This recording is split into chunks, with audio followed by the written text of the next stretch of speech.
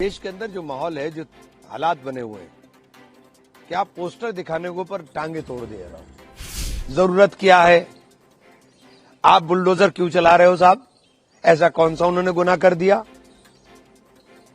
आप बुलडोजर चला रहे हो? आप एक व्यक्ति को, जो इतना सम्मानित व्यक्ति रहा हो, उसको इस तरीके का महिमा मंडित उसको उसके बारे में इस तरह के बयानात दे रहे हो? मुख्यमंत्री हैं, सबके मुख्यमंत्री हैं। जब आप कुर्सी पर बैठ जाते हो तो न्याय की उम्मीद की जाती है, ऐसी भाषा की उम्मीद नहीं की जाती कि आप ऐसी भाषा बोलें, ऐसे ऐसे जुमले बोलें जो जुमले दिल को ठेस पहुंचाने का काम करेंगे। आई लव मोहम्मद पोस्टर विवाद की वजह से बरेली में जो हिंसा हुई, उसकी चर्चा पूरे देश में हो रही है और फिलहाल बरेली का माहौल गर्म है। इसी विवाद के बाद कांग्रेस सांसद इमरान मसूद और समाजवादी पार्टी के नेता शाहनवाज खान बरेली जाने वाले थे, लेकिन उससे पहले ही उन्हें हाउस अरेस्ट कर लिया गया। देखिए, पार्टी का डेलीगेशन हम लोग जा रहे थे और हम तो दो ही लोग थे यहाँ से, मैं और शाहनवाज साहब दोनों ट्रेन से जा रहे थे और ट्रेन से ही वापसी भी थी। 11:30 बजे पहुंचना था और 1:30 बजे हमारी वापसी भी थी।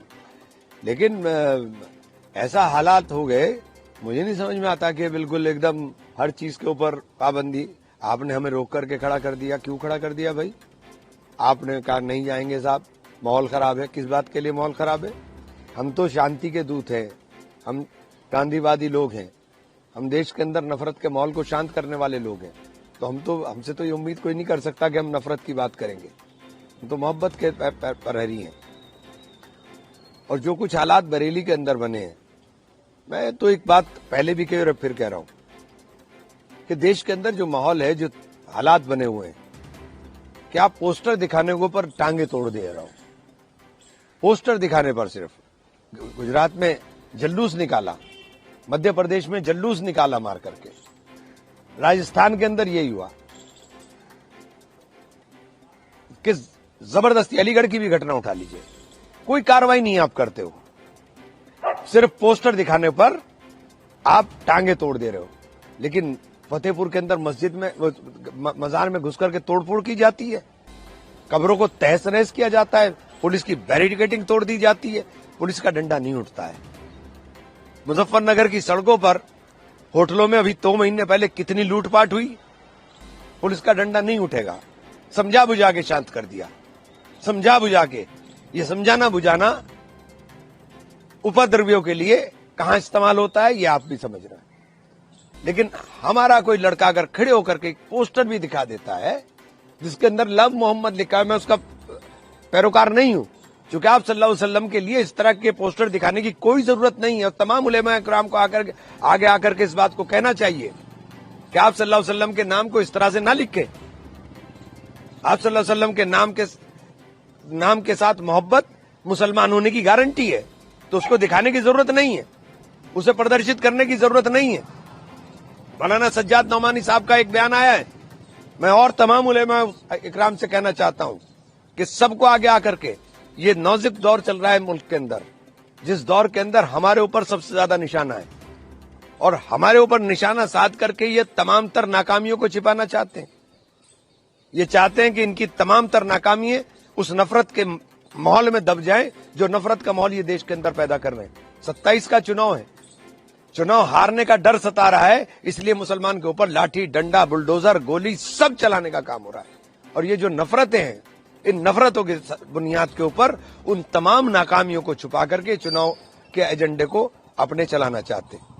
तो ये सीधा सीधा खेल चल रहा है, तो इसके अंदर किसी भी सूरत में हमें इस्तेमाल नहीं होना चाहिए। ये मस्जिदें नमाज के लिए हैं, यहाँ नमाज पढ़ी जाती है, जुमा के अंदर लोग नमाज पढ़ने के लिए आते हैं। 4 लड़के बाहर खड़े होकर के पोस्टर लेके कोई भी खड़ा हो जाए और फिर पूरी नमाजी उस भीड़ का हिस्सा बन जाए, ना चाहते हुए भी वो उसके अंदर उस नफरतों का शिकार हो जाए जिनका वो कभी चाहते नहीं। नमाज के अंदर कोई नफरत की बात, मस्जिद में कोई नफरत की बात। इस्लाम के अंदर अगर आप गौर करेंगे तो इस्लाम तो मोहब्बत का नाम है। आप सल्लल्लाहु अलैहि वसल्लम की जिंदगी अपने आप में नजीर है इस बात की। और ये जो नफरतें आप फैला रहे, ये नफरत है सिर्फ आप अपने एजेंडे को चलाने के लिए, अपनी नाकामियों को छिपाने के लिए फैला रहे हैं।